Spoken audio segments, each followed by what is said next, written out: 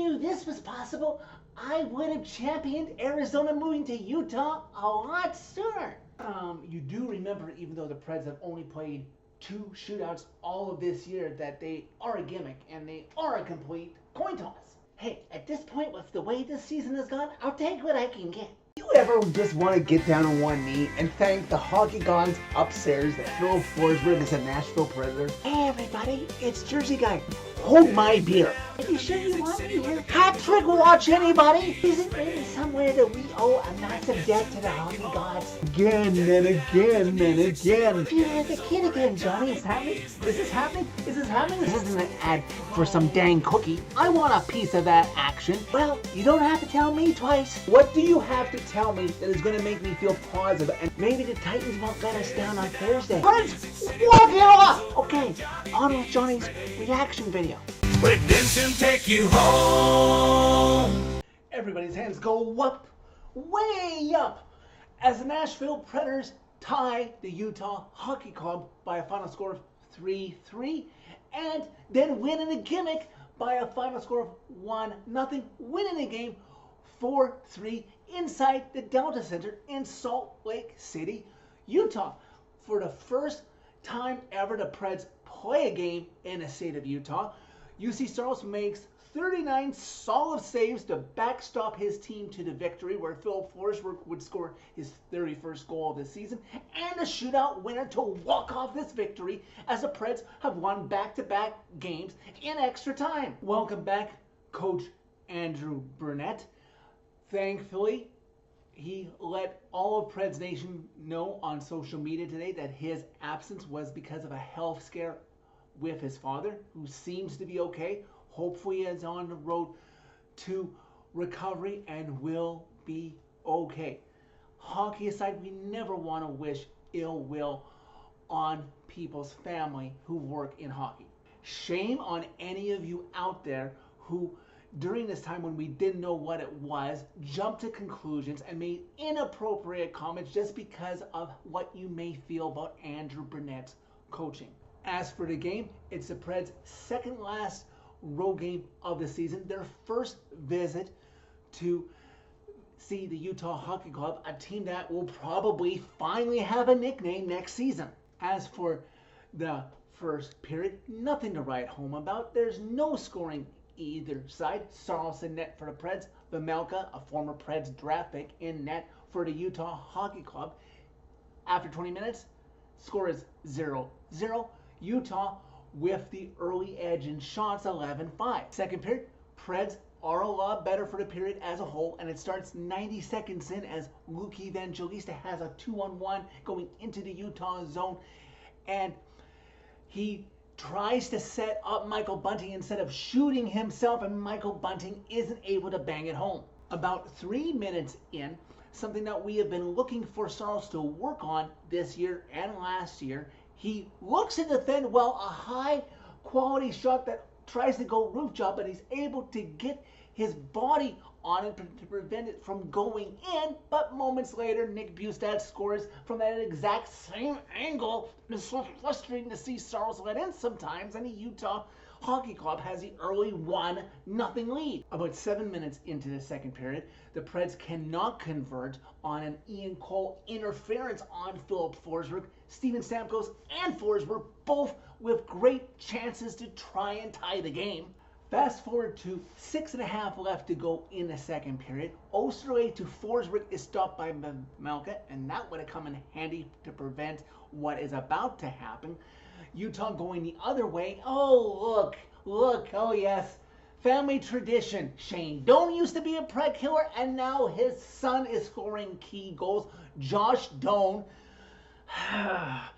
Utah Hockey Club may be in a different location, not in Arizona anymore, but they're killing the Preds with kindness, up 2-0 now. But maybe not so fast, because late in the second period, Logan Cooley in the box for interference on Zachary Heroux, and guess what happens? Penalty winding down on Logan Cooley. The factor Ryan O'Reilly providing a pretty good screen in front of Vemelka, and guess who lets an innocent shot go from the point?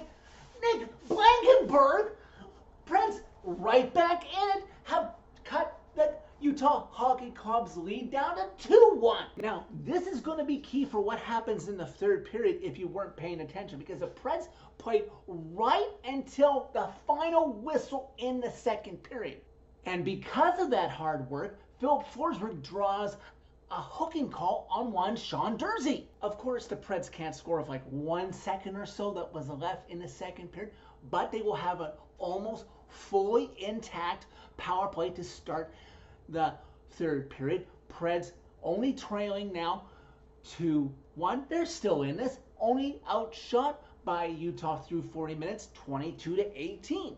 And 80 seconds into the third period, Preds playing like crazy. They're desperate, they're hungry, even though they're far eliminated from the NHL playoffs, in Utah's zone, digging like hungry dogs.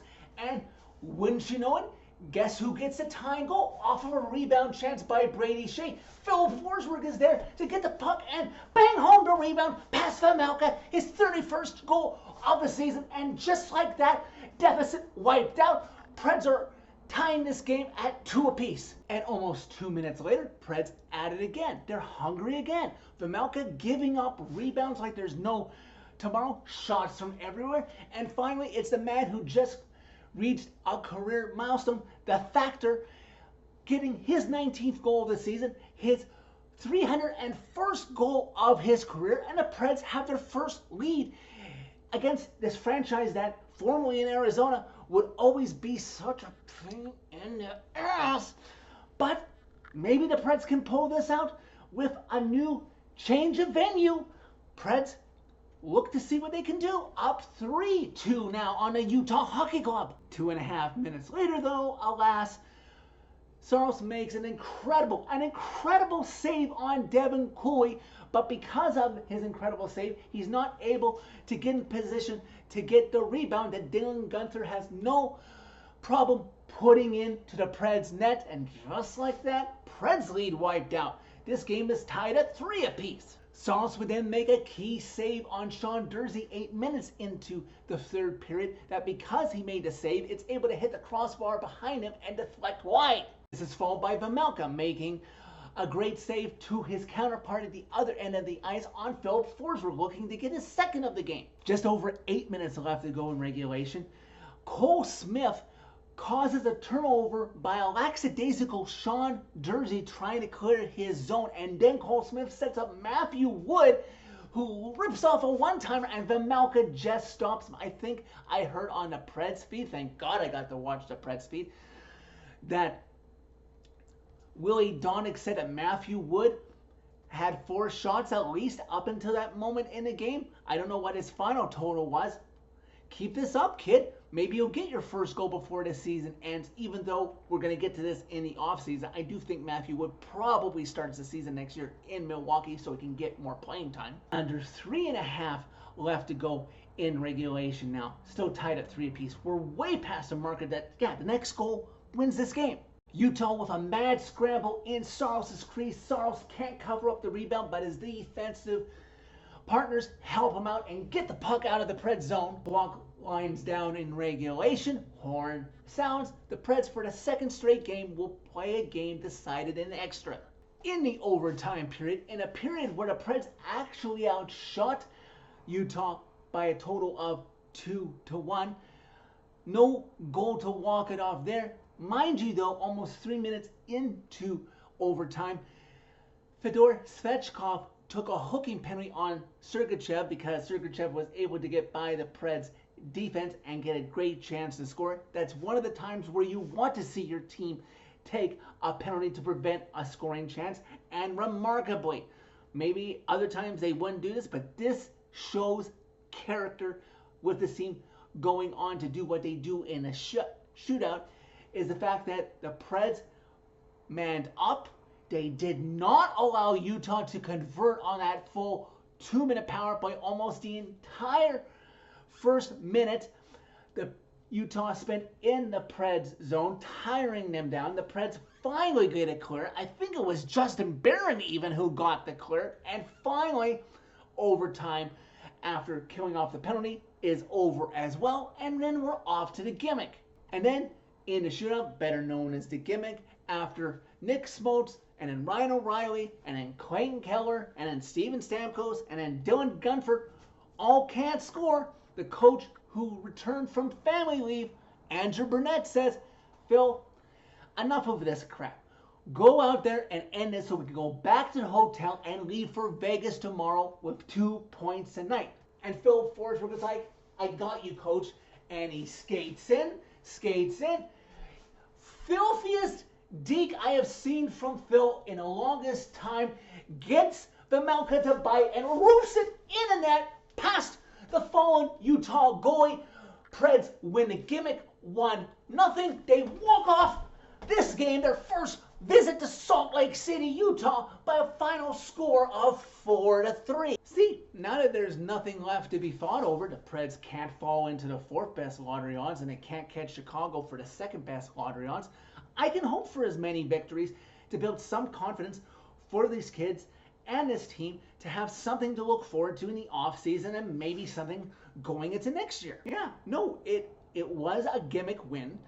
But I'm glad that the Preds now have a building that they haven't lost in their franchise history. We'll see what happens next year when I assume, because there was 2 games in Nashville against Utah this year, that the Preds will have to make 2 treks out to Utah next year. As for the remaining schedule, the Preds play Vegas on Saturday. I'm just going to assume that's a loss because I'm pretty sure Vegas still has playoff seeding to worry about. Then they're done with the road trips. They got 2 more home games, Monday against Utah, and then the regular season finale Wednesday against Dallas.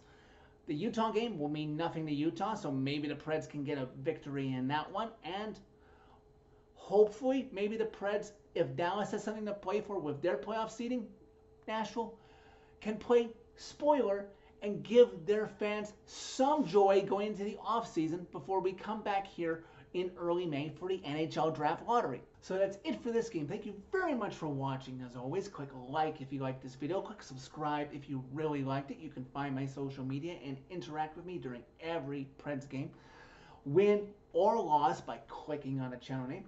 Tell all your friends about Redemption. And through this frustrating season, I may not have shown my appreciation enough, but in the end, truly in my soul, and I think all Preds Nation members feel this way, I am thankful to the hockey gods that Philip Forsberg is a Pred.